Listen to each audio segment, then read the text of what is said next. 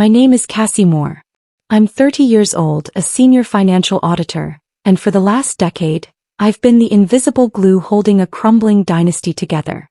2 hours ago, I was standing in the ballroom of the Plaza Hotel, wearing a dress that cost more than my first car, watching my father, Franklin Moore, celebrate his 60th birthday. As the champagne flowed, he pulled me into a quiet alcove. I thought he was going to thank me for quietly settling the six-figure tax lien that would have seen him arrested this morning. Instead, he looked at me with pure, unadulterated loathing and said, "I wish I didn't have to see you again. You're a constant reminder of every failure I've ever had." So I smiled. I didn't cry. I didn't beg. I just looked him in the eye and said, "Don't worry, Franklin. Your wish is granted."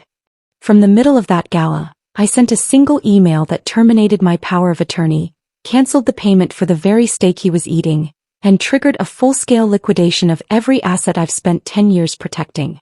Before I tell you who was at my door 3 days later and the look on his face when he realized he was officially bankrupt, please take a moment to like and subscribe, but only if you believe that being family isn't a license to be a predator. Drop a comment and let me know, what is the most ungrateful thing a parent has ever said to you? I read every single one. Now let me take you back to where the audit of our lives truly began. In the Moore household, I learned early that worth was measured in prestige, and I was always in the red. My brother Julian was the blue-chip stock. He was 2 years older, a charismatic entrepreneur who couldn't balance a checkbook to save his life, but he had that magnetic quality that made our father light up like a neon sign. When Julian announced he was launching a lifestyle brand with a six-figure loan from Dad, Franklin called him a titan of industry. When I said I wanted to go into forensic accounting and auditing, Dad just checked his watch. "That's clerical work, Cassie. Good to have someone reliable to keep the books for your brother one day." That was it. Reliable. I was the safe deposit box. Julian was the winning lottery ticket. I told myself it didn't matter.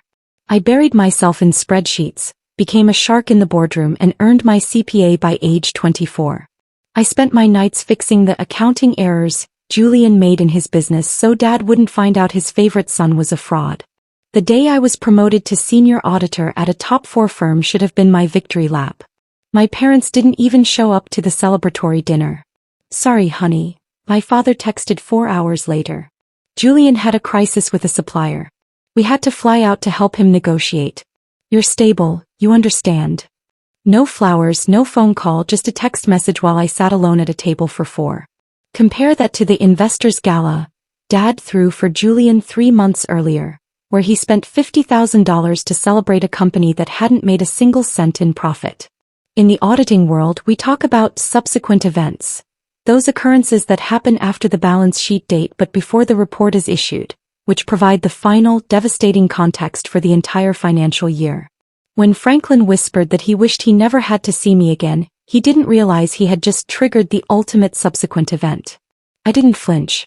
I let my auditor's smile spread slowly, an expression that isn't about warmth, but about the satisfaction of seeing a column of numbers finally hit 0.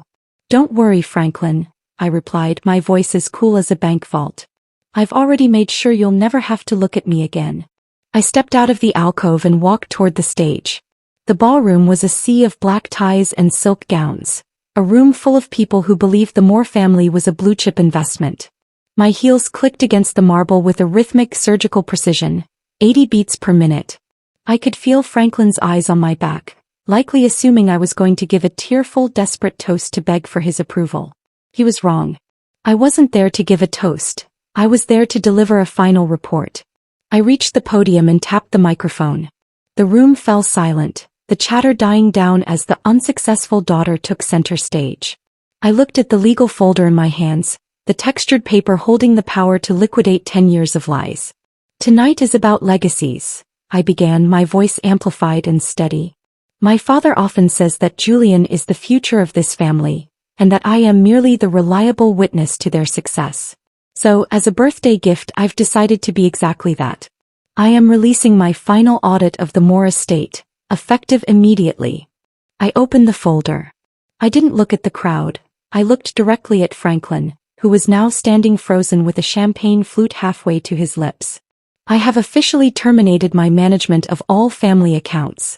And since I am the one who personally funded the catering, the venue, and the very wine in your hands, and since I am no longer interested in reminding you of your failures, I have initiated a full refund for my expenses. The lights in this room are paid for until exactly midnight. After that, Franklin, you are on your own. In forensic auditing, there is a term called off-balance sheet financing. It refers to assets or debts that don't appear on the main ledger, hidden from view to make a company look healthier than it actually is. For the last 5 years, I was the off-balance sheet miracle that kept the Moore estate from collapsing. While Franklin stood at country club bars telling his associates that I was struggling to find my footing, and that he was helping me out with a little monthly allowance, the reality was reflected in the cold, hard data of my bank statements. The truth was, Franklin hadn't made a mortgage payment since 2021. I remember the night he called me, his voice trembling with a rare, desperate vulnerability, the only time he ever sounded like a father. He had miscalculated some investments, he said. The bank was threatening foreclosure. Julian was too busy with his expansion to be bothered, so it fell to me. I stepped in not out of love but out of a misplaced sense of structural duty. I became the silent partner in his life, funneling 60% of my salary into his lifestyle to keep the lights on and the creditors at bay. Every time I visited, I'd see a new piece of art on the wall or a vintage car in the driveway, bought with the money I should have been saving for my own future. I'd sit at his dinner table and listen to him praise Julian's visionary spirit, while he'd look at me and sigh, telling guests that I was stable but lacking that entrepreneurial spark. He used my stability as a rug to hide the rot in the floorboards. He took my money with one hand and used the other to wave away my existence. It was the foundation that remained buried so the house could look grand, never realizing that the man living inside was actively trying to weaken the cement. I watched the interest accrue on my own missed opportunities, treating it like a long-term investment in a man who had already declared me a loss. But that's the thing about silent partners. When we finally speak up, we're the ones who hold the deed. In auditing, we look for the missing asset, the item that should be there but has vanished into the shadow of a bad deal. For me, that asset was my mother's emerald wedding ring. It wasn't just jewelry. It was the only piece of her that Franklin hadn't managed to pawn or lose during his various business ventures. It sat in a velvet box in the back of the floor safe, a small green spark of the woman who had been the only real warmth in that house. I checked for it every month, treating its presence like a solvency test for my father's remaining soul. The betrayal didn't come with a bang. It came with a casual, devastating glance. 2 weeks before the gala, Julian posted a photo on social media. He was at a high-stakes poker lounge, his arm draped around a woman I didn't recognize. And there, caught in the harsh flash of the camera, was the emerald. It wasn't on her finger. It was sitting in the center of a pile of chips, being used as collateral for a hand he was clearly losing. I went to the house that night. I didn't ask questions. I went straight to the safe. It was empty. When I confronted Franklin, he didn't even have the decency to look ashamed. He poured himself a drink, his hands steady as he committed the ultimate structural insult. Julian had a temporary liquidity issue, Cassie. He's into some people who don't take no for an answer. I gave him the ring to settle the debt. It's an investment in his safety. You're stable. You don't need legacies to keep you afloat. You've always been able to take care of yourself. That was the moment the static load shifted. He hadn't just stolen a piece of gold and stone. He had liquidated the only memory I had left to pay for Julian's lack of discipline. He viewed my mother's legacy as a currency and my grief as an overhead cost he didn't want to pay. I stood in that dim study watching him sip his scotch, and realized that a man who sells his past to buy his favorite son out of trouble is a man who deserves no future. I didn't argue. I didn't cry. I simply walked out knowing that the next time he saw that ring, it wouldn't be on a poker table. It would be in the final inventory of everything he was about to lose. In the auditing world, the week before a major report is released is known as the closing period. It is a time of quiet, frantic precision where every loose end is tied and every discrepancy is accounted for. For me, the week leading up to Franklin's 60th birthday was my personal closing period. While the rest of the family was arguing over the vintage of the champagne and the placement of the floral arrangements, I was systematically dismantling the scaffolding I had built to keep them aloft. I didn't move with anger. I moved with the clinical efficiency of a liquidator. On Monday, I revoked my personal guarantee on the commercial lease for Franklin's consulting firm, a vanity project that hadn't turned a profit in 3 fiscal years.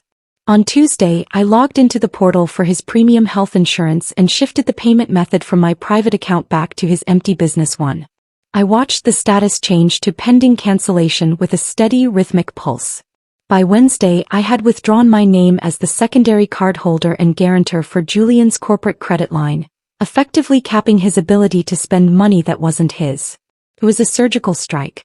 I was removing the off-balance sheet support that had allowed them to live a fiction for a decade.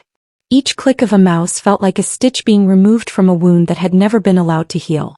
I spent my lunch breaks in the back of quiet cafes, coordinating with the bank to freeze the joint trust account I'd been subsidizing. I knew that by the time the gala started, Franklin's net worth would be a true reflection of his own character. 0. They had no idea. Franklin called me on Thursday not to check on my life, but to complain that the caterer was asking for a larger deposit. "Just handle it, Cassie," he snapped, his voice thick with the entitlement of a man who had forgotten where his air came from. "You're the reliable one. Make it happen." "I'll take care of it, Franklin," I replied. And I did. I paid the deposit, but I used the very last of the funds I intended to ever give him. I was paying for the stage upon which his final act would be performed. The audit was complete. The report was ready. All that was left was the delivery. In the world of forensic accounting, we follow a principle called the fraud triangle: pressure, opportunity, and rationalization. I had always assumed Julian's financial failures were simply the result of incompetence, a structural weakness in his character. But as I conducted my final deep dive into the Moore Estate's digital ledgers, I discovered something far more predatory. Julian wasn't just losing money, he was systematically siphoning it. While I had been working 80-hour weeks to cover the mortgage, Julian had been using a ghost company, registered under a variation of our mother's maiden name, to invoice Franklin for consulting fees. He was bleeding our father dry from the inside, redirecting the very funds I provided into his own offshore accounts. But the true material misstatement wasn't the theft itself. It was the narrative Franklin had constructed to cover it. I found a series of emails between Franklin and his tax attorney. In them, my father explicitly blamed me for the discrepancies in his retirement fund. He claimed that I, as the family's treasurer, was unstable and difficult to track, suggesting that my clinical detachment was a mask for embezzlement. He was using me as a human shield to protect Julian's reputation. He was willing to let me face professional ruin and potential legal action just to ensure his visionary son didn't have to face the consequences of his greed. The data didn't lie. Every time Franklin had called me a reminder of his failures, he was projecting. He knew the money was vanishing, and instead of confronting his golden child, he chose to frame his reliable daughter as the villain. He had turned my integrity into his scapegoat. I sat in the glow of my monitors, watching the digital trail of Julian's theft intersect with Franklin's betrayal. It was a perfect loop of corruption. They had spent years treating me like a line item they could delete, never realizing that an auditor's job is to ensure that every hidden debt eventually comes to light. I didn't delete the files. I didn't confront them. I simply encrypted the evidence and added it to the presentation for the gala. The golden child was about to become a liability, and I was going to be the one to sign the foreclosure notice. The Plaza Hotel was a shimmering theater of lies the night of the gala. Crystal chandeliers cast a deceptive glow over the Moore family's success, creating a high-gloss finish on a building that was in reality facing immediate condemnation. I stood by the entrance, my pulse a steady, clinical rhythm, watching the actors take their places. Julian made his entrance at 7:30 p.m., stepping out of a matte black Lamborghini that screamed, "New money," and "Entrepreneurial Titan." He tossed the keys to the valet with a flourish, his face a mask of practiced, effortless confidence.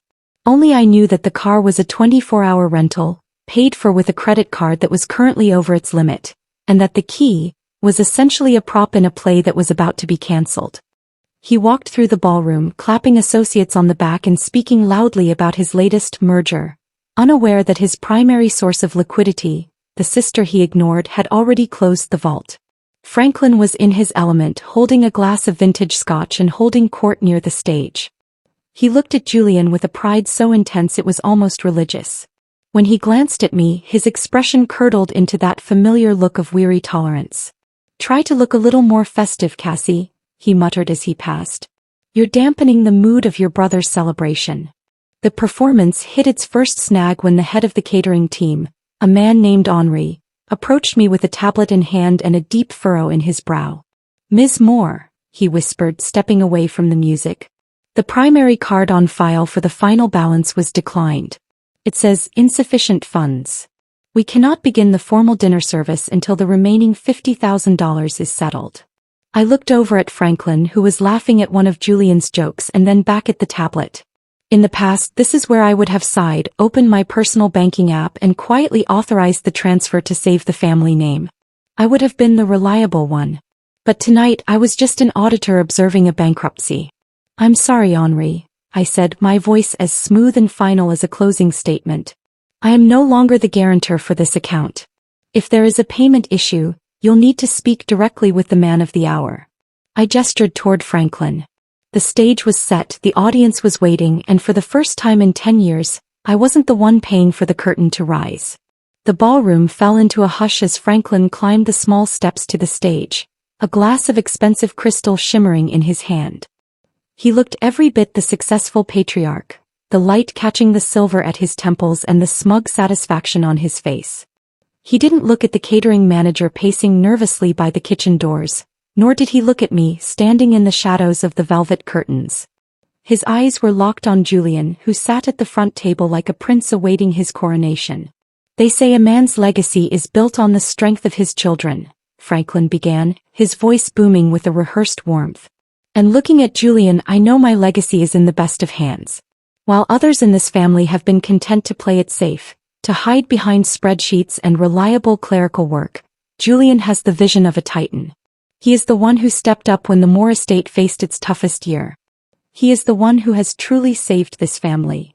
A light ripple of applause moved through the room. I felt a cold, sharp clarity wash over me.